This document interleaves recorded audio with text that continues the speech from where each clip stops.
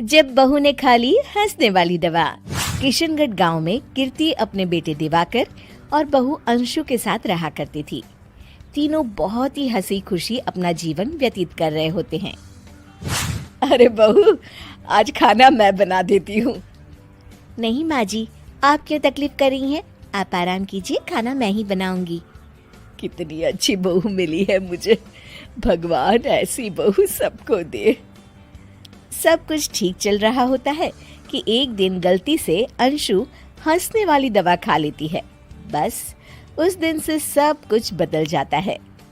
अरे बहू, मेरे घुटनों में बहुत दर्द हो रहा है, जरा बाम तो दे दे। अरे बाम लगा कर क्या करोगी माँ जी? मैं पाँव दबा देती हूँ। अरे एक तो मुझे पाँव दर्द हो रहा है, ऊपर से तुम हंस रही हो। आई एम सॉरी माँ जी। अरे फिर से हंस रही है, जा तू मेरे कमरे से, मुझे तुझसे बात नहीं करनी।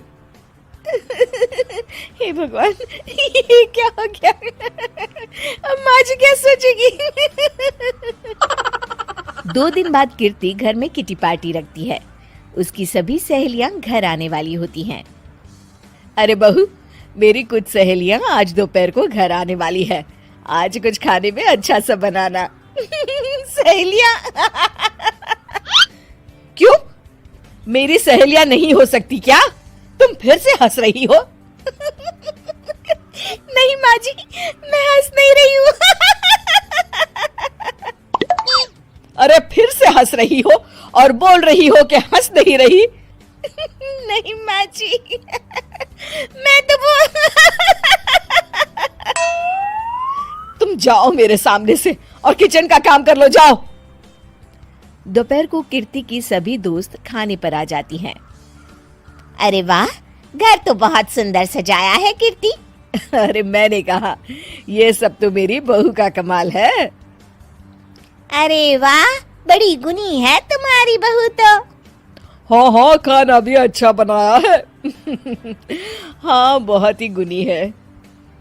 तो हमको नहीं मिलवाओगी क्या, या छुपा कर रखोगी अपनी हीरे जैसी बहू को? अरे नहीं नहीं, अभी बुलाती हूँ। अंशु, ओ अंशु, बहू रानी। अंशु बाहर आती है।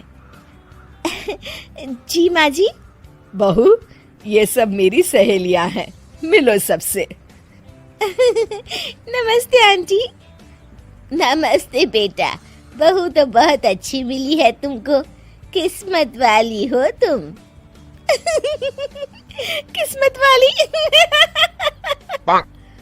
अरे क्या हुआ? हंस क्यों रही हो? नहीं नहीं, मैं हंस नहीं रही हूँ। तभी अचानक सांची के हाथ से चम्मच छूट जाता है और उसका कुर्ता गंदा हो जाता है। अंशु फिर से हंसने लगती है।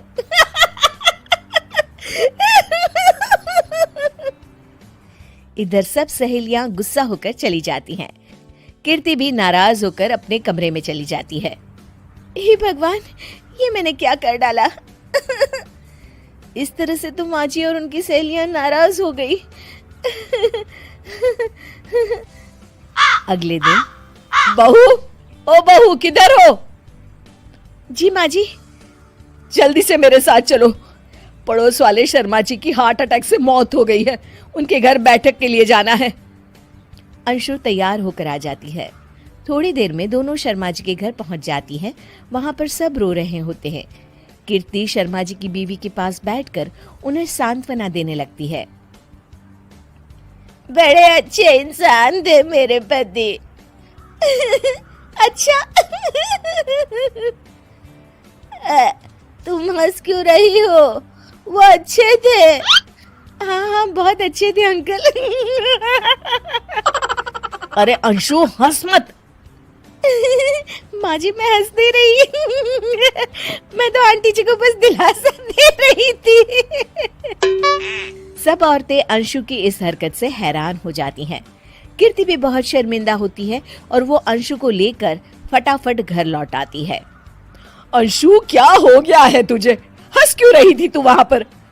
नहीं बाजी, मैं तो बस अरे तू फिर से हंस दी। जा तू अपने कमरे में, मुझे तो तुझसे बात ही नहीं करनी।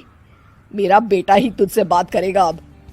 रात को जब दिवाकर घर लौट आता है तो कीर्ति दिवाकर को सब कुछ बताती है।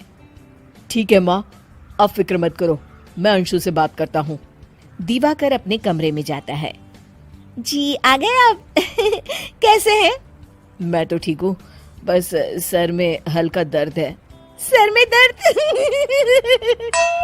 अरे इसमें हंसने की क्या बात है? नहीं, मैं हंस नहीं रही हूँ मुझे तो फिक्र हो रही है आपकी एक तो मेरे सर में दर्द है, ऊपर से तुम हंस रही हो। अरे कैसे समझाऊं मैं आपको मैं हंस नहीं रही अंशु, तुम इस घर से चली जाओ। माँ ने मुझे बताया जो भी तुमने शर्मा आंटी के घर किया और किटी पार्टी में भी। नहीं जी, मैं ऐसे नहीं हूँ तो अभी क्या हुआ था? क्यों हंस रही थी तुम? रुकिए मैं आपको सब कुछ बताती हूँ आपको सब कुछ। अंशु डायरी में लिखकर दिवाकर को पढ़ने देती है। कुछ दिनों पहले मैंने गलती से हंसने वाली दवा पी ली थी, जिसकी वजह से ये सब हो रहा है। इसका असर कुछ दिन और रहेगा। अरे तो तुमने ये सब पहले क्यों नहीं बताया अंशु? वो मैंने माँ जी को बताने की बहुत कोशिश की मगर उन्होंने सुना ही नहीं अरे ठीक है, मगर वादा करो जब तक दवाई का असर ठीक नहीं हो जाता तुम घर से बाहर नहीं जाओगी। नहीं जाऊंगी और हंसूंगी तो बिल्कुल नहीं लो, तुम तो फिर से हंस दी